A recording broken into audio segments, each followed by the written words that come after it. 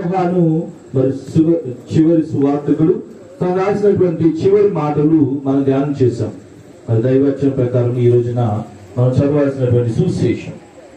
అక్కడ ఏం జరుగుతుందంటే, పేతురు వెనకకు తిరిగి, అంటే పేతురు, క్రీస్తు ప్రభు శిష్యులందరూ కూడా నడుచుకుంటూ వెళ్తూ ఉన్నారు.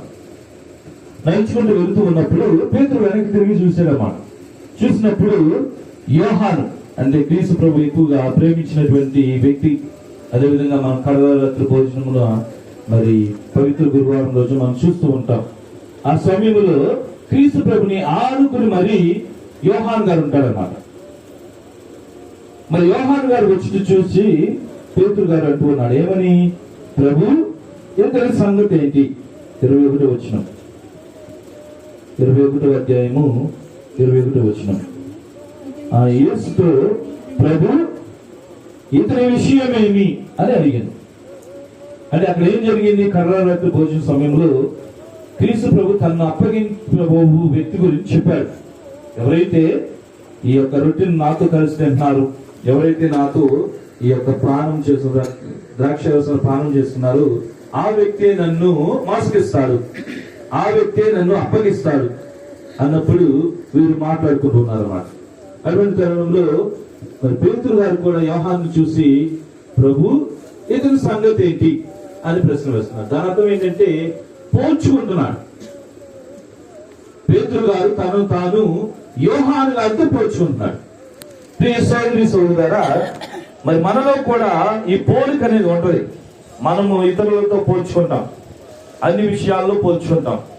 మరి చాలా విషయాలు ఉన్నాయి, రకరకాలుగా మనం గురించి ఎదుటి వారితో పోల్చుకుంటూ ఉంటాం. కానీ దేవుని దృష్టిలో అందరూ కూడా సమానమే. ఒకరు ఎక్కువ ఒకరు తక్కువ కాదు. దేవుడు ఎప్పుడు కూడా ఒకరిని ఎక్కువగా ఒకరు తక్కువగా చూడడు. ఎవరికి ఏది కావాలో, ఎప్పుడు కావాలో, ఎలా కావాలో మొత్తం ఆయనే ఇస్తారు. కానీ దేవుడు మనకి ఇచ్చినటువంటి స్వేచ్ఛ మనం ఎప్పుడైతే సద్వినియోగం చేసుకోకుండా దుర్వినియోగం చేసుకుంటున్నామో అప్పుడు ప్రణాళిక అనేది మారిపోతుంది. నువ్వు మంచిగా జీవిస్తూ ఉంటే మంచి జరిగింది. నీకు పాపంలో జీవించవనుకో, నష్టాన్ని కోరుకున్నావు అనుకో, ఇతరులు తిట్టుకున్నావు అనుకో, అప్పుడు ఏమవుతుంది? దేవుడు మెచ్చుకుంటాడు, దాన్ని మెచ్చుకోడు. నువ్వు పాపం చేస్తే దేవుడు అంగీకరించడు. కాబట్టి ఆ పాపానికి ప్రతిఫలముగా దేవుడు నీకు కావలసినటువంటి బుద్ధిని నీకు చెప్తూ ఉంటాడు. ఒకసారి కాకి, మనందరికీ తెలుసు, కాకి ఏ రంగులో ఉంటది? నల్లగా ఉంటది, నలుపుగా ఉంటది. అప్పుడు కాకి తన తాను గురించి అనుకుంటుంది, ఏమని? నేను ఈ ప్రపంచంలో మరి ఎగిరేటువంటి పక్షులు వీటిలో నేను మాత్రమే అందహీనంగా ఉంటా, అందంగా ఉండను. ఎందుకని? నలుపు రంగు నాది అని తనలో తాను చింతించుకుంటూ ఉందన్నమాట. అప్పుడు మరి అక్కడ ఉన్నటువంటి ఒక తెల్ల బాతు కనబడింది. తెల్ల బాతు దగ్గరికి వెళ్ళి చెప్తుంది అన్నమాట కాకేమని? ఈ సృష్టిలో నేనే అందహీనంగా ఉన్నా, అందంగా లేను.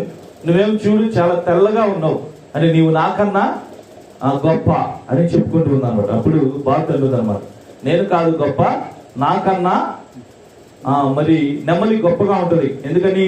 నేను తెల్లగానే ఉన్నా, ఒక రంగులోనే ఉన్నా, కానీ నెమలి రంగురంగులుగా ఉంటుంది, మరి అందరిని ఆకర్షించేస్తుంది, నాట్యం మారిద్ది. కాబట్టి నాకన్నా నెమ్మలే గొప్ప అని చెప్పినప్పుడు కాకి మరలా నెమ్మల దగ్గరికి వెళ్ళింది అనమాట. నెమ్మల దగ్గరికి వెళ్ళి మరలా పోల్చుకుంటుంది, నేనే నల్లగున్నా, నీవు రంగురంగులతో ఉన్నావు, చాలా అందంగా ఉన్నావు, కాబట్టి నాకన్నా నీవే గొప్పదానివి అని చెప్పినప్పుడు ఈసారి నెమ్మది అంటుంది, నేను కాదు గొప్ప, నాకన్నా రామచిలక గొప్పగా ఉంటుంది. రామచిలకలు అంటే మనకి ఇక్కడ చిన్న చిన్నవి ఉంటాయి, కానీ కొన్ని పెద్ద పెద్దవి ఉంటాయి అన్నమాట, పెద్ద పక్షులు అన్నమాట ఇవి. రామచిలుక రకరకాల మరి రంగులతో మాట్లాడతాయి కూడా, మనిషిలాగా కొన్ని మాట్లాడుతూ ఉంటాయి. అప్పుడు ఆ రామచిలుక దగ్గరికి వెళ్ళింది కాకి. కానీ రామచిలుక ఏమో ఎక్కడుంది? ఏమంటారు? పంజరంలో బంధించబడింది. ఇప్పుడు వెళ్ళి రామచిలుకతో మాట్లాడుతున్న కాకి, నేను అందంగా లేను, నాకన్నా నీవే అందంగా ఉన్నావు, చాలా చక్కగా మాట్లాడుతున్నావు, అందరు నిన్ను ఆకర్షిస్తూ ఉన్నారు, అందరు కూడా నిన్ను మెచ్చుకుంటూ ఉన్నారు అని చెప్పినప్పుడు రామచిలుక అంటుంది అన్నమాట కాకి ఏమని? నేను అందంగా ఉన్నాను, కానీ నేను ఒక పంజరంలో బంధించబడ్డాను. నేను అందంగా ఉన్నాను కాబట్టి నన్ను ప్రజలందరూ కూడా మనుషులు ఏం చేశారు? బంధించి నన్ను ఇక్కడ పెట్టారు. కానీ నువ్వు బంధించబడాలి. నీకు స్వేచ్ఛ ఉంది, నీవు గాల్లో ఎక్కడికైనా ఎగరగలవు, ఎక్కడి నుంచి ఎక్కడికైనా వెళ్ళగలవు, ఏదైనా చేయగలవు, కానీ నాకు అవకాశం లేదని చెప్తున్నాను. అప్పుడు కాకి తనలో తాను మరి అవును కదా, దేవుడు నన్ను ఇంత అందహీనంగా సృజించబట్టే ఈరోజు నేను స్వేచ్ఛతో ఎగురుతూ ఉన్నాను, ఎక్కడికైనా వెళ్ళగలను, ఏదైనా చేయగలను, కానీ అందంగా ఉన్నటువంటి ఈ యొక్క రామచిలక బంధించబడిందని మరి అప్పుడు దేవునికి కృతజ్ఞతలు చెప్పడం అనేది మనం చూస్తున్నాం. కాబట్టి ప్రియ సోదరి సోదరులారా, మరి మనం ఎప్పుడు కూడా ఒకరితో ఒకరు పోల్చుకున్నప్పుడు, మరి సర్వసాధారణంగా అది మానవ స్వభావం కాబట్టి మనం ఒకరిని ఒకరు పోల్చుకుంటూ ఉంటాం. ఎక్కువగా దేనిలో వస్తుంది పోలిక? ఆస్తుల్లో వస్తుంది, అంతస్తుల్లో వస్తుంది, అవునా? అధికారంలో వస్తుంది. నాకు ఇది ఉంది, వాళ్ళకి ఇది లేదు. నేను మంచి ఇల్లు కట్టుకున్నాను, వాళ్ళు మంచి ఇల్లు కట్టుకోరా. లేకపోతే బిడ్డల విషయంలో కనుగొని నా బిడ్డ బాగా చదువుతాడు, వాళ్ళ బిడ్డ సరిగ్గా చదవడు అని ఇలా రకరకాల పోలికలు అన్నమాట మనలో మనకే. అవి ఎక్కడ మొదలవుతాయి? వ్యక్తిగతంగా మొదలవుతాయి, కుటుంబంలో కూడా ఉంటాయి, తర్వాత సంఘానికి కూడా వస్తాయి, సమాజంలో కూడా ఉంటా ఉంటాయి. కాబట్టి ప్రియ సోదరి సోదరులారా, ఈ రోజున మనందరం కూడా ధ్యానం చేయాల్సింది ఏంటంటే, ఎవరికి ఎప్పుడు ఏది ఇవ్వాలో దేవునికి తెలుసు. కాబట్టి దేవునికి మరి ఒక ప్రణాళిక అనేది ఉంది. ఆయన మరి అందరినీ ఒకే విధంగా చూస్తూ ఉంటారు. కాబట్టి మొట్టమొదటిగా మనం చేయాల్సింది ఏంటంటే, ఈ యొక్క పోల్చుకోవడం అనేది మానేసేయాలి. ఏం చేయాలి? మనం పోల్చుకోవడం అనేది మానేసేయాలి. ముందుగా మనము పరిశీలన చేసుకోవాలి. నేను ఎలా ఉన్నా, నేను బాగున్నానా లేదా? ఎప్పుడైతే ఎదుటి వారితో నువ్వు పోల్చుకుంటావో ఈ హెచ్చు తగ్గులు అనేవి వస్తాయి, వ్యత్యాసాలన్నీ వస్తాయి. నువ్వు పోల్చుకోకుండా అలాగే ఉన్నావు అనుకో, అప్పుడు దేవుని సృష్టిలో నీవు ఎంత గొప్పవాడివో నీకు అర్థమవుతుంటది. మరి ఈ యొక్క పోలిక అనేది చాలా ప్రమాదకరమైనదని మనందరం కూడా ధ్యానం చేయాలి. మరి వాక్యాన్ని చదువుకుంటే లోపలికి రండి, వచ్చిన లోపలికి రండి. కొరింథీయులకు రాయబడినటువంటి 2వ లేఖ 10వ అధ్యాయము 12వ వచనం. కూర్చొని నిజమునకు తమను గూర్చి అంత గొప్పగా నెచ్చుకొని వ్యక్తులతో మమ్ము జతపరుచుకొనుటకు గాని పోల్చుకొనుటకు గాని మేము సాహసింపము. వారు ఎంత అవివేకులు! తమను ఎంచుకొనుటకు వారు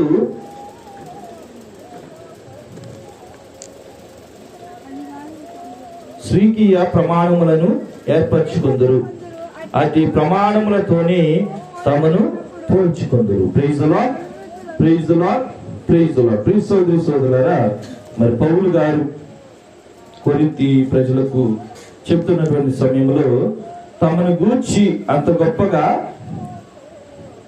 నెంచుకొని వ్యక్తులతో మమ్ము జతపరుచుకొనుటకు గాని పోల్చుకొనుటకు గాని మేము సాహసింపమని చెప్తున్నారు.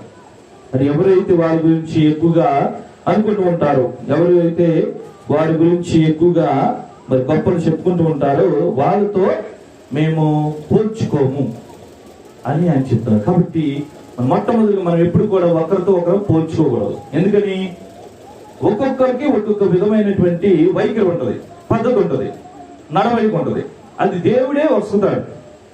ఇప్పుడు ఒక వ్యక్తి ఉన్నారు, నేనే ఉన్నాను, సుమారుగా నేను ఇదే హైట్ లో ఉండాలి, ఇదే మరి పర్సనాలిటీ ఉండాలని దేవుడు సూచిస్తాడు. అంతేగాని మనము సూచించుకోలేదు. కాబట్టి దేవుడు ఇచ్చిన దాన్ని మనం ఎప్పుడు కూడా అంగీకరించాలి. అంతేగాని మనం ఒకరితో ఒకరు పోల్చుకున్నప్పుడు అవి హెచ్చు తగ్గులు లేకపోతే వ్యత్యాసాలు అని వస్తాయి. కాబట్టి అవి చాలా ప్రమాదకరమని క్రీస్తు చెప్తున్నాడు. అదే పేతురుతో కూడా అంటున్నాడు. ఏమని? మనం ఇందాక చదువుకున్నటువంటి సువిశేషంలో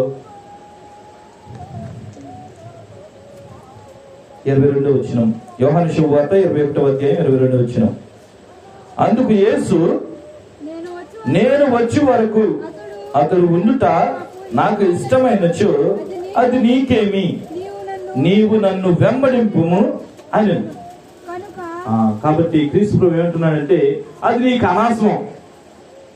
నువ్వు చేయాల్సింది ఏంటంటే నువ్వు నన్ను వెంబడించాలి, అనుసరించాలి, అంతే. అంతేగాని నిన్ను నువ్వు వేరొక వ్యక్తితో పోల్చుకోకూడదు.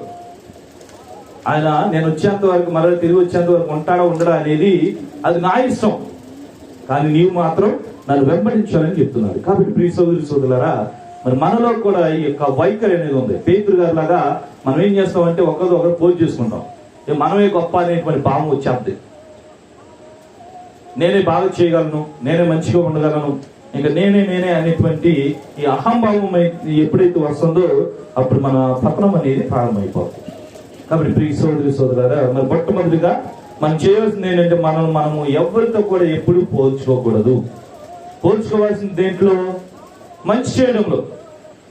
పోటీతత్వం అనేది మనలో ఎప్పుడు ఉండాలంటే మంచి చేయాలి అనేటువంటి ఆలోచన, లేకపోతే మన కుటుంబాన్ని బలపరచాలి, ఎదుగుదలలో నడిపించాలి, సమస్యలను తీసివేయాలి అనేటువంటి వాటిలో చూపించాలి.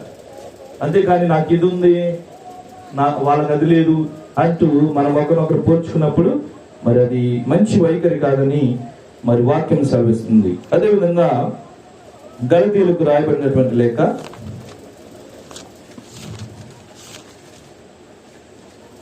6వ అధ్యాయము 4-5 వచనాలు. ప్రతి వ్యక్తి తన పనిని తనకు తానే పరీక్షించుకొనవలెను. అట్లు చేసినచో ఇతరుల పనితో అవసరము లేకయే తన పని అందే తాను గర్వపడవచ్చును. ఏలైనా ప్రతి వ్యక్తియు తన భారమును తానే మోయవలెను. Praise the Lord, praise the Lord, praise the Lord, praise the Lord, praise the Lord, praise the Lord. మనకేమైనా సమస్య ఉందనుకోండి, మన ఇంట్లో ఏదో కష్టం వచ్చింది, ఎదురింటి వాళ్ళు వచ్చి చేస్తారది చేస్తారా? చేయి. కాబట్టి దాని అర్థం ఏంటి? ఎవరి పని వాళ్ళు చేసుకోవాలి. అవునా?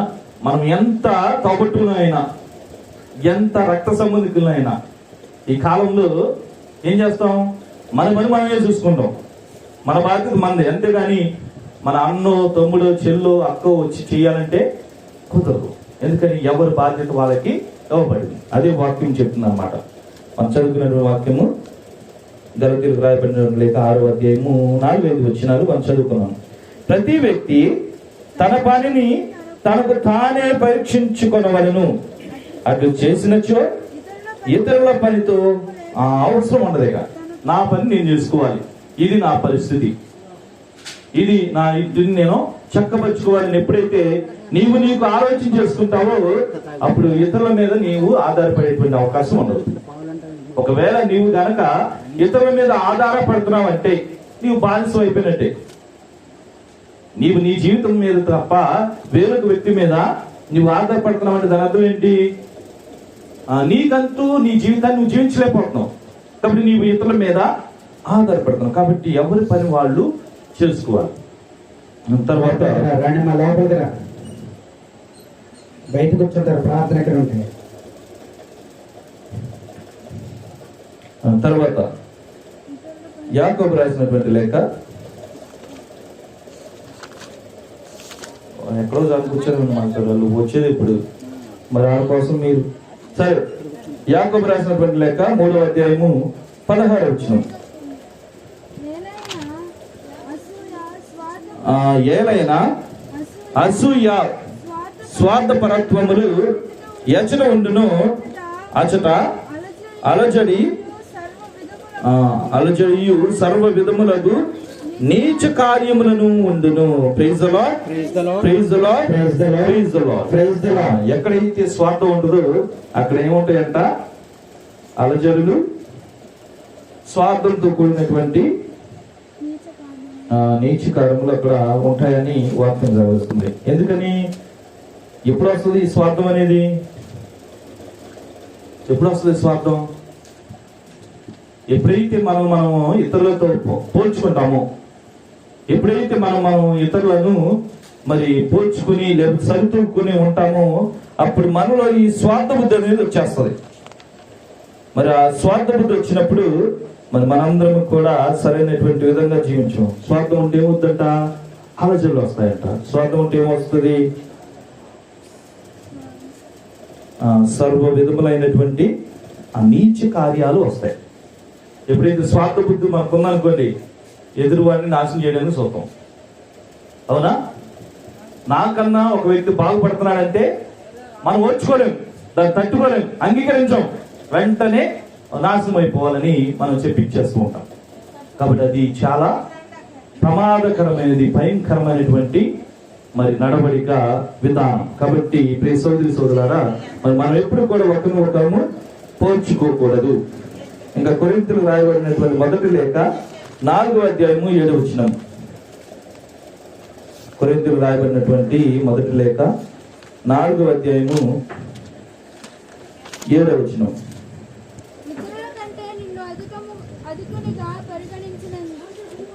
ఇతరుల కంటే నిన్ను అధికునిగా పరిగణించినదెవరు? దేవుని నుండి పొందనిది నీ వద్ద ఏమైనా ఉన్నదా? మరి ఈ విధంగా పొందినదైతే నీకు ఉన్నది దేవుడు ఇచ్చిన దానము కాదని నీవు ఎట్లు గర్వింపగలవు? Praise the Lord, praise the Lord, praise the Lord. ప్రియ సోదరి సోదరులారా, మరి వాక్యము మనందరూ కూడా స్పష్టంగా తెలియపరుస్తుంది. ఇతరుల కంటే నిన్ను అధికముగా పరిగణించినదెవరు? ఎవరు పరిగణిస్తారు? మనకంటే ఫలానా వ్యక్తి గొప్పని ఎవరు పరిగణిస్తారు? అమ్మ మీరు కూర్చోండి అమ్మా, మీరు వచ్చిందే లేటు, మరి మీ వలన అసలు ఇంటి వాళ్ళు కూడా ప్రసంగం అంటలా. కూర్చోండి.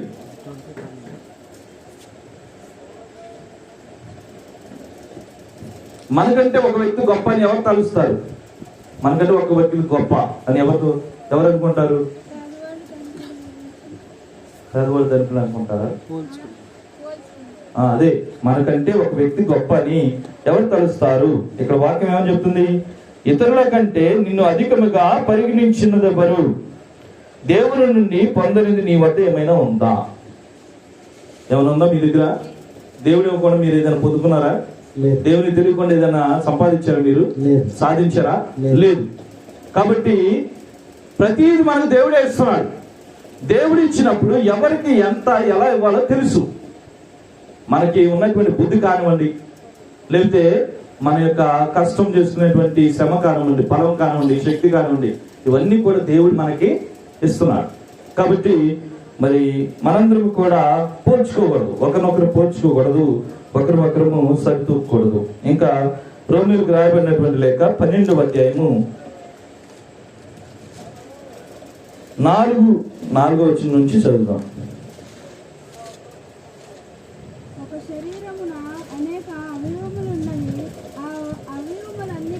రోమీయులకు రాసిన 12వ అధ్యాయము 4వ వచనం నుంచి మనం చదువుకుందాం. ఒక శరీరమున అనేక అవయములు ఉన్నవి, ఆ అవయములన్నిటికి ప్రత్యేకింపబడిన విధులున్నవి. ఏమున్నాయంట? ఒక శరీరానికి అనేక అవయవాలు ఉన్నాయి, అవునా? మనకి తల ఉంది, కాళ్ళు ఉన్నాయి, చేతులు ఉన్నాయి, మొండెం ఉంది, అన్ని కూడా ఉన్నాయి. కాబట్టి ఒక్కొక్క దానికి ఒక్కొక్క బాధ్యత అనేది ఉంది. మన తల చేయాల్సిన పని కాళ్ళు చేతి ఎలా ఉంటది? లేకపోతే కాళ్ళు చేయాల్సిన పని చేతులు చేతి ఎలా ఉంటది? అది చూడడానికి బాగుంటుందా? బాగోదు. కాబట్టి ప్రతి దానికి, ఉదాహరణకి మనకి శరీరాన్ని అక్కడ చూపిస్తున్నారు. కాబట్టి మన శరీరంలో ఉండేటువంటి ప్రతిదీ కూడా ఒక ప్రత్యేకమైనటువంటి దానికి ఉపయోగపడుతుంది, అవునా? మన ముక్కుతో ఏం చేస్తాం? వాసన చూస్తాం. నోటితో ఏం చేస్తాం? తింటాం, లేకపోతే మాట్లాడతాం, అవునా? ఇలా ఒక్కొక్క దానికి ఒక్కొక్కటి. చెవులు ఉన్నాయి, చెవులు ఏం చేయాలి? వినాలి.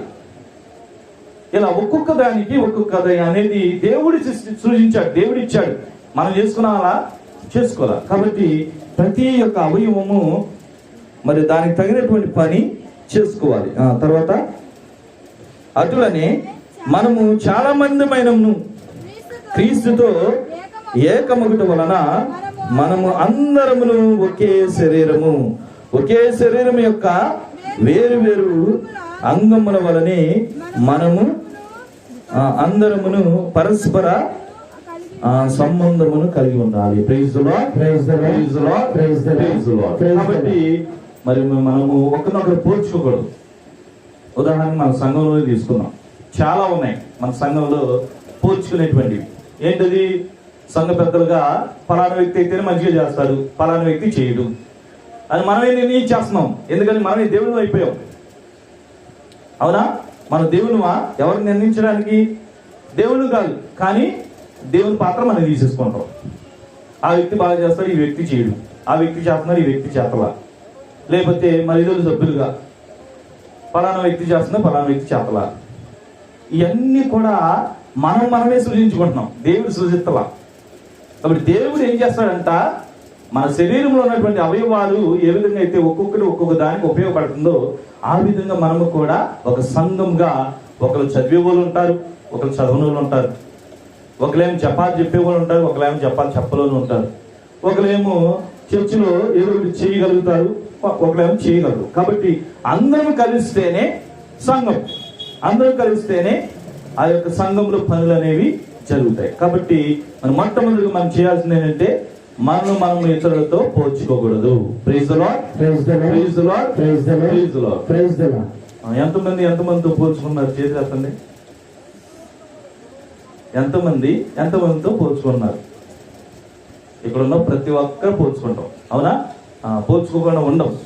కాబట్టి మరి మొట్టమొదటిది ఏంటంటే మనం దేవుని దృష్టిలో ఒక ప్రత్యేకమైనటువంటి వ్యక్తులు అన్నమాట. నేనే కానివ్వండి, మీరే కానివ్వండి, దేవుని దృష్టిలో ప్రతి ఒక్కరు కూడా వ్యక్తిగతంగా మరి కొంత ఆ యొక్క ప్రఖ్యాతను తెలుసుకున్నారు. కాబట్టి మొట్టమొదటిగా మనం చేయాల్సింది ఏంటంటే మనం ఇతరులతో పోల్చుకోవడం.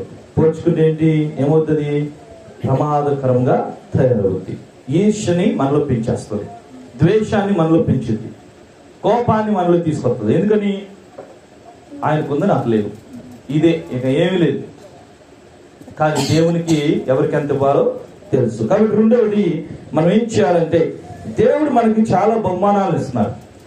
మన యొక్క సామర్థ్యాన్ని బట్టి దేవుడు మనకి వసుకుతూ ఉన్నాడు. కాబట్టి దాన్ని మనం ఏ విధంగా మరి అంగీకరించాలో, ఏ విధంగా తెలుసుకోవాలో ఒకసారి మరి పరిశుద్ధ గ్రంథం నుంచి మనం నేర్చుకుందాం. కీర్తనల గ్రంథము 139వ కీర్తన, 139వ కీర్తన.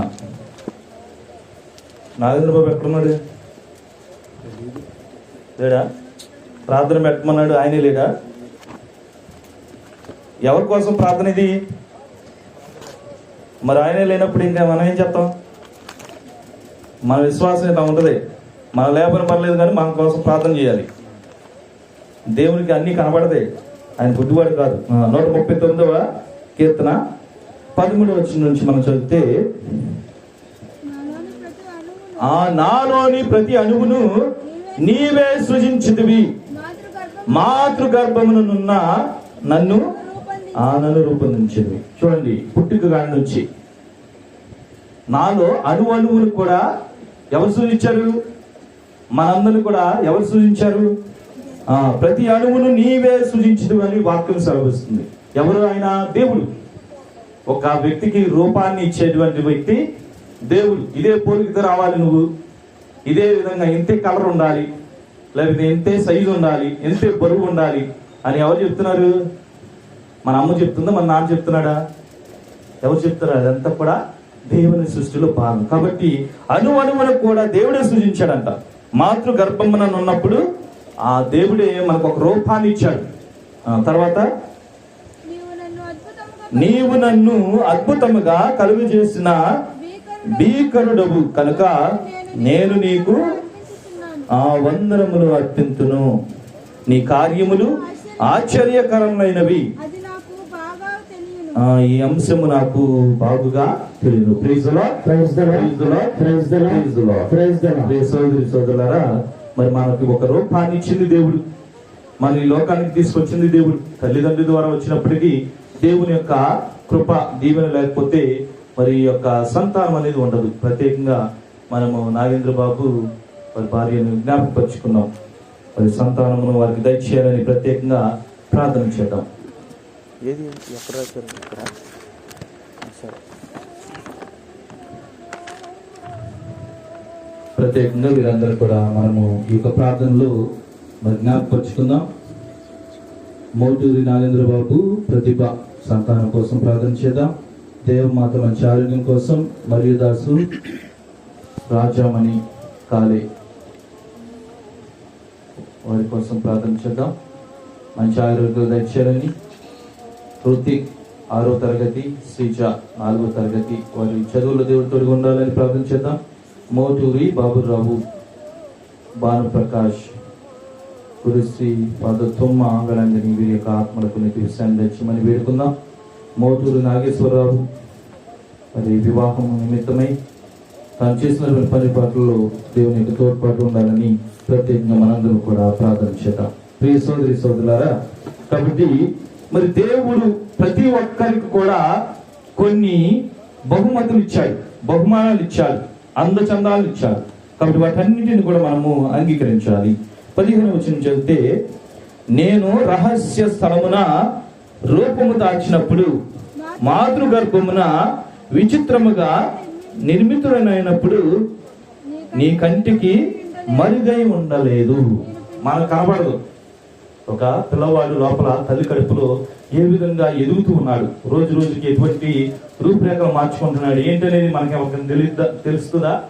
తెలియదు. ఇప్పుడు అంటే టెక్నాలజీ వచ్చింది కాబట్టి వారు కొంత స్కానింగ్ చేసి మాత్రం చెప్పగలరు, కొంత మాత్రమే చెప్పగలరు, పూర్తిగా చెప్పలేదు. ఒకవేళ బిడ్డ ఈ ఆకారంలో ఉంటాడు కాబట్టి అలా కనబడింది మనకి. ఎలా రూపు దాల్చుతున్నాడు, ఎటువంటి పోలికలు వస్తున్నాయి అనేవి ఎవరు కూడా చెప్పలేదు. కాబట్టి దేవునికి మాత్రమే తెలిసి ఉండదు. దేవుని నుంచి ఎవరు కూడా తప్పించుకోలేదు. తర్వాత నేను పిండముగా ఉన్నప్పుడే నీవు నన్ను చూసిదివి, నాకు నియమింపబడిన రోజులన్నీ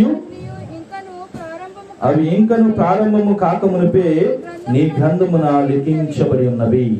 చూడండి, మనము ఈ భూలోకానికి రాకముందే, అసలు రూపాన్ని దాల్చకముందే దేవుడు ఏం చేశాడంట, మన గురించి అన్ని విషయాలు కూడా తన గ్రంథంలో రాసుకున్నాడు, లిఖించాడు. కాబట్టి మనందరం కూడా దేవుని మరి మహిమపరచాలి. ఆయన మనకు వస్తున్నటువంటి యొక్క జీవితాన్ని మనం ఎప్పుడు కూడా మరి దేవునితో మనం కొన్నిసార్లు పోట్లాడతాం. అవునా? పోట్లాడుతున్నారు మీరందరూ? పోట్లాడతాం. ఏమని? ఏదైనా అడిగామనుకోండి, అది ఇవ్వాల, వెంటనే మనలో అవిశ్వాసం వచ్చేస్తుంది. లేదు, పలానా వ్యక్తి ఇది ఇచ్చావు నాకు ఇవ్వాలా అని మనము మరలా పోల్చుకొని మరి దేవునితో మాట్లాడుతూ తిడతాం. దేవుని కూడా తిట్టేస్తారు ఈ రోజుల్లో. అలా మన యొక్క వైఖరి అనేది ఉంది. కాబట్టి మనం ఎప్పుడు కూడా ఈ విధంగా మరి నడుచుకోకూడదు. కాబట్టి ప్రియ సోదరుడు, దేవునికి ఎవరికి ఏమి ఇవ్వాలో తెలుసు. దాన్ని ఇప్పుడున్న వాళ్ళు ఎవరం కూడా కాదనలేదు. తర్వాత ఎఫెసీయులకు రాయబడినటువంటి లేఖ 2వ అధ్యాయము 10వ వచనం. మరి మనము చదువుకున్నటువంటి ఈ యొక్క కీర్తన మన యొక్క పోలికల గురించి మాట్లాడింది. ఇప్పుడు ఎఫెసీయులకు రాయబడినటువంటి లేఖ 2వ అధ్యాయము 10వ వచనం. మనము దేవుని పనితనము మూలముగా చేయబడిన వారము, క్రీస్తు యేసు ద్వారా సత్కార్యములు చేయు జీవితమునకై ఆయన మనలను సృజించెను. ఆయన అట్టి జీవితమును మన కొరకై సిద్ధపరిచే ఉన్నాడు. Praise the Lord. కాబట్టి ప్రియ సోదరుల, దేవుడు స్వయంగా తన యొక్క స్వయ హస్తాలతో మనం తయారు చేశాడంట. కానీ క్రీస్తు ప్రభుని ద్వారా మనందరం కూడా సత్కార్యాలు చేయాలని దేవుని యొక్క ప్రణాళిక. దేవుడు మనందరిని ఎందుకు సూచించాడు? క్రీస్తు ప్రభుని ద్వారా. క్రీస్తు ప్రభు ఏ విధంగా అయితే మంచి చేశారు, క్రీస్తు ప్రభు ఏ విధంగా అయితే సత్కార్యాలు చేశారో, ఆయన అనుసరిస్తున్నటువంటి మనము కూడా ఆ విధంగా చేయడానికి దేవుడు మనందరూ కూడా చేశాడు. కాబట్టి మనం ఏం చేయాలి? ఇప్పుడు క్రీస్తు ప్రభుని లాగా నడుచుకోవాలి. క్రీస్తు ప్రభు ఎప్పుడు కూడా పాపం చేయాల. క్రీస్తు ప్రభు ఎప్పుడు కూడా ఎవరిని నిందించలా, ద్వేషించలా, అసహించుకోలా. ఈ విధంగా మనం కూడా నడుచుకోవాలి. ఎందుకని? మనందరం కూడా క్రీస్తు ప్రభుని పోలికలు పొందుకున్నాం. ఎప్పుడైతే జ్ఞానస్నానం స్వీకరించామో, మనం ఎలా పుట్టినా, ఈ రోజుల్లో కొంతమంది సరిగ్గా పుడుతున్నారు, కొంతమంది సరిగ్గా పుట్టలా. అయినప్పటికీ ఎప్పుడైతే జ్ఞానస్నానం స్వీకరిస్తున్నామో, ఎప్పుడైతే జ్ఞానస్నానం అంటే ఏంటి? జ్ఞానస్నానం ఎవరు ఇస్తారు మనకి? గురువులు ఇస్తారు. అవునా? ఎవరి ద్వారా, ఎలా ఇస్తారు? పితా, పుత్ర, పవిత్రాత్మ నామములో నేను నీకు జ్ఞానస్నానం ఇస్తున్నానని చెప్తాం అన్నమాట. అప్పుడు ఏంటి? క్రీస్తు ప్రభుని మనం ధరిస్తున్నాం. ఒక తల్లి కడుపు నుంచి మనము ఈ యొక్క బాహ్య శరీరాన్ని పొందుకున్న తర్వాత మరలా మనము ఎప్పుడైతే క్రీస్తు ప్రభుని జ్ఞానస్నానం స్వీకరించామో, అప్పుడు మనం ఆయన పోలికలతో జీవించాలి. తల్లిదండ్రుల ద్వారా వచ్చిన పోలికలు వేరు, కానీ ఎప్పుడైతే మనం జ్ఞానస్నానం తీసుకున్నామో అప్పుడు క్రీస్తు ప్రభుని కూడా మనం ధరించాం. కాబట్టి ఆయనలాగా మనం జీవించాలని మరి వాక్యము సెలవిస్తుంది. కాబట్టి ప్రియ సోదరి సోదరులారా, క్రీస్తు ప్రభుని లాగా మనం కూడా మంచి పనులు చేయాలి. క్రీస్తు ప్రభు ఏం చేశాడు? మంచి పనులు ఏమేం పనులు చేశారు? మనం ఇలా చదువుకున్న సువిశేషంలో చివరి వాక్యం చదివాం. ఏమనుంది అక్కడ? యోహాను శుభవార్త 21వ అధ్యాయము 25వ వచనం.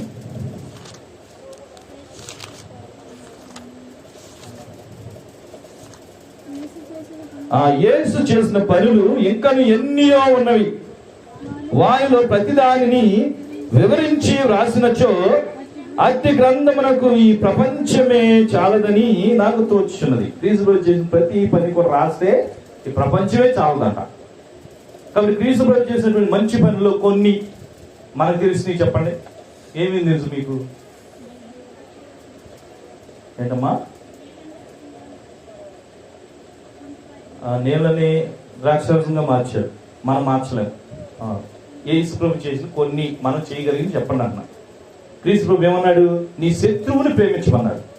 మన వల్ల అభివృద్ధి కాదది? అవదా? అభివృద్ధి. క్రీస్తు ప్రభు మనం అనుసరించినప్పుడు అభివృద్ధి ఖచ్చితంగా జరిగింది. మనమే కనుక క్షమించకపోతే ఆయన క్షమించడు. అదే పరలోక ప్రార్థనలో చెప్పాడు. ఏమన్నాడు?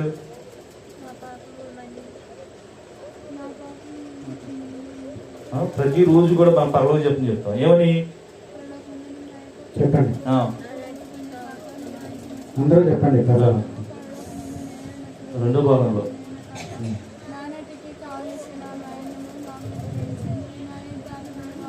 మా యుద్ధ అప్పుకుని వారిని మేము మన్నించినట్టు మా అప్పులని మన్నింపము. మనం ముందుగా మనం క్షమిస్తున్నామా? మనం క్షమిస్తేనే ఆయన క్షమిస్తాడు. స్పష్టంగా చెప్పాడు పరలోక ప్రార్థనలో. మీరు కానీ క్షమిస్తేనే నేను క్షమిస్తానని చెప్తున్నాడు. ఆ కండిషన్ పెట్టాడు. మరి మనం క్షమిస్తున్నామా? క్రీస్తు ప్రభు శత్రువును కూడా ప్రేమించాడు. ఆ శిలువ మీద ప్రాణాలతో వేలాడుతూ కూడా ప్రభువా వీరేం చేస్తున్నారు వీరికి తెలియదు, వీరిని క్షమించమంటున్నారు. కాబట్టి ఎవరో ఆయన హింసించింది ఎవరో? అక్కడ ఉన్నటువంటి ప్రజలు, రాజులే కానివ్వండి, లేకపోతే ధర్మశాస్త్ర బోధకులే కానివ్వండి, బంట్రోతులే కానివ్వండి, ఎవరెవరైతే ఆయన హింసించారో వారి కోసం ఆయన ప్రార్థన చేస్తున్నారు. శత్రువుని కూడా క్షమిస్తున్నాడు. కాబట్టి మనలో అటువంటి గుణం అనేది ఉండాలి. అంతేగాని ఈర్ష, ద్వేషము, అసూయ, ఈ కోపము, క్రోధము, లేకపోతే ఈ ప్రతీకారం తీర్చుకోవడం ఇలాంటివి కాదు మనలో ఉండాల్సింది. ఎప్పుడు కూడా ఇతరులకు మంచి చేసేటువంటి తత్వమే మనలో ఉండాలి. క్రీస్తు ప్రభు మనకి స్పష్టంగా కళ్ళకి కనబడేలా చాలా చూపించాడు, మార్గాన్ని చూపించాడు పరలోకానికి ఎలా వెళ్ళాలని. కాబట్టి మనం మంచి చేస్తే సులువుగా వెళ్ళిపోతాం, చెడు చేస్తే కుదరదు. కాబట్టి ప్రియ సోదరి సోదరులారా, మరి మంచి చేయడానికి మనందరూ కూడా ప్రయత్నం చేద్దాం. ఇంకా రోమీయులకు రాయబడినటువంటి లేఖ 12వ అధ్యాయం 6వ వచనం.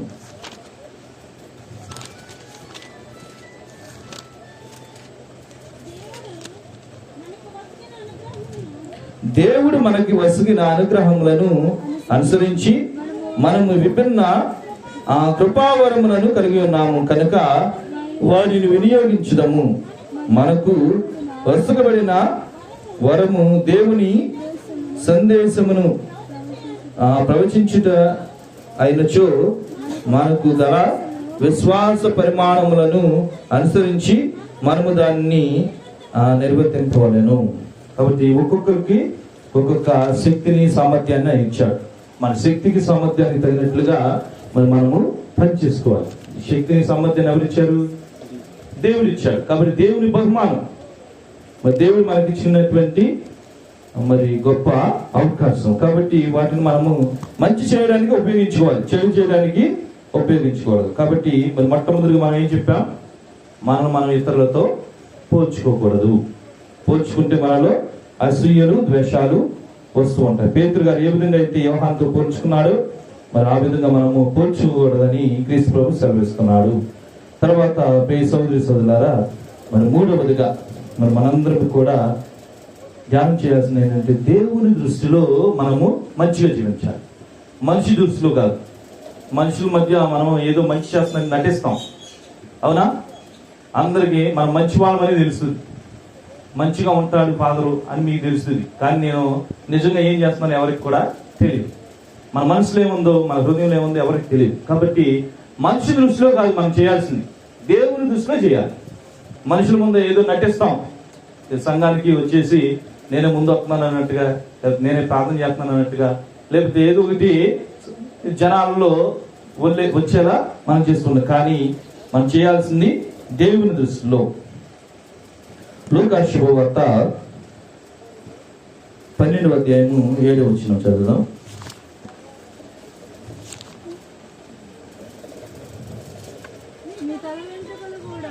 మీ తల వెంట్రుకలు కూడా లెక్కింపబడి ఉన్నవి, భయపడవలదు, మీరు అనేక పిచ్చుకల కంటే శ్రేష్ఠులు. ఇక్కడ క్రీస్తు ప్రభు ఒక ఉపమానాన్ని చెప్తాడనమాట. ఏంటండి? పిచ్చుకలు ఉన్నాయి. పిచ్చుకలకి ఎవరు ఆహారం పెడుతున్నారు? ఎవరు భోజనం పెడుతున్నారు? పిచ్చుకలకి ఎవరు వేస్తున్నారు? అన్ని ఎవరు సమకూరుస్తున్నారు? ప్రకృతి. అంటే దేవుడే వారికి కావాల్సినవి కలగజేస్తున్నారు. అదేవిధంగా మనకు కూడా కావాల్సినవి ఆయన ఇస్తాడు. మన తల వెంట్రుకలు కూడా లెక్కింపబడ్డాయంట. కాబట్టి మనందరం కూడా దేవుని దృష్టిలో మరి ఎంత మరి ముఖ్యమైనటువంటి వారము మనందరం కూడా మరి తెలుసుకోవాలి. కాబట్టి దేవుడే మనకిస్తాడు అనేటువంటి నమ్మకం మనం ఉండాలి. ఎటువంటి నమ్మకం ఉండాలి? దేవుడిస్తాడు అనేటువంటి దృఢమైనటువంటి నిశ్చయమైనటువంటి నమ్మకం, విశ్వాసం మనం ఉండాలి. ఉన్నప్పుడే ఆయన అది ఇస్తాడు. సంతానం కోసం ప్రార్థన చేస్తున్నాం. కాబట్టి భార్య భర్తలుగా ఇరువురు కూడా ఎప్పుడైతే దేవుని నామంలో ఒకటవుతారు, దేవుని నామంలో ఇద్దరు కూడా మోకరించి ప్రార్థన చేస్తారు, అప్పుడు దేవుడు వారి యొక్క ప్రార్థన ఆలకించి వారికి సంతానం ఇస్తారు. అంతేగాని మనం ఏదేదో పనులు చేసేసుకుంటే ఎక్కడెక్కడ తిరుగుతూ వచ్చి దేవుడు ప్రభువు నాకు సంతానం ఇవ్వమంటే ఇస్తాడా? ఇవ్వడు. అంటే మన పద్ధతి అనేది మారాలి, మన వైఖరి అనేది మారాలి, మన ప్రవర్తన అనేది మారాలి. అంతేగాని మరి దేవుడు ఇచ్చేయమంటే వెంటనే ఇచ్చేయడు. ఎందుకని? ఆయన దేవుడు, మనం కాదు. అవునా? మన దేవుడు అయితే జరుగుతా కానీ జరిగిపోతుంది. కానీ మనం కాదు, దేవుడు ఆయన. కాబట్టి మనం ఆయన సమక్షంలో ఉంటున్నాం కాబట్టి ఆయన ప్రతిదీ కూడా పరిశీలిస్తున్నారు. కాబట్టి మనలో ఒక భయం అనేది ఉండాలి. కాబట్టి ప్రియ సోదరి సోదరులారా, మరి వాక్యం సెలవిస్తుంది, మీరు భయపడనక్కర్లేదు. ఎందుకని? ప్రతి ఒక్క వెంట్రుక లెక్కింపబడిందని. కాబట్టి పిచ్చుకల కంటే మనము శ్రేష్టమైనటువంటి వారమని మరి క్రీస్తు వాక్యము సెలవిస్తుంది. క్రీస్తు ప్రభు చెప్తున్నారు. కాబట్టి దేవుని దృష్టిలో మనము చాలా గొప్పవాళ్ళం. మనుషుల దృష్టిలో గొప్పవాళ్ళం కాకపోవచ్చు, కానీ దేవుని దృష్టిలో గొప్పవాళ్ళం. కాబట్టి మనందరం కూడా ఎప్పుడు మరి ఇటువంటి ప్రవర్తన కలిగి జీవించాలి.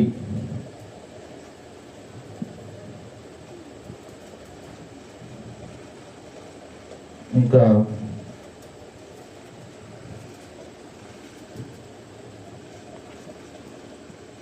జెఫన్యా గ్రంథము 3వ అధ్యాయం 17వ వచనం.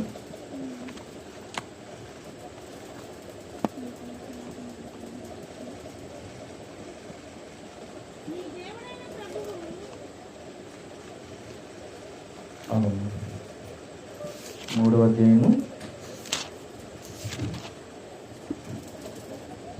17వ వచనం చదువు.